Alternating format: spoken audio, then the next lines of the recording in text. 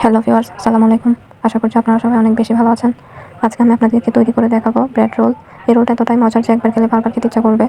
এখন আমি কড়াইতে পরিমাণ মতো তেল দিয়ে দিব পেঁয়াজ কুচি, দিয়ে দিব টমেটো কুচি, দিয়ে দিব ক্যাপসিকাম কুচি, আদা রসুন পেস্ট দিয়ে দিব সামান্য। এগুলোকে আমি ভালো মতো ভেজে নেব।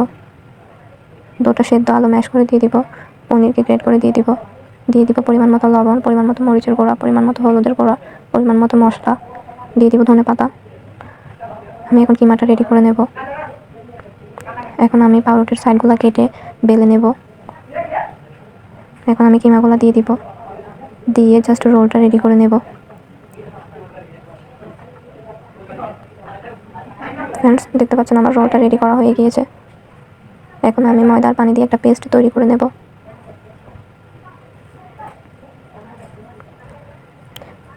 ফ্রেন্ডস, দেখতে পাচ্ছেন আমি ময়দার পানিতে একটা পেস্ট তৈরি করে নিয়েছি।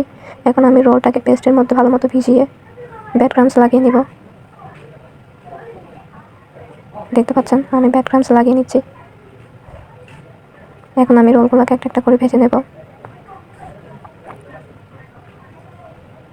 ফ্রেন্ডস, দেখতে পাচ্ছেন আমার রোলগুলো ভাজা প্রায় শেষ। দেখতে কতটা লোভনীয় হয়েছে। ফ্রেন্ডস, আপনাদের কাছে যদি আমার ভিডিওটা ভালো লেগে থাকে চ্যানেলটিকে সাবস্ক্রাইব করবেন। আল্লাহ হাফেজ।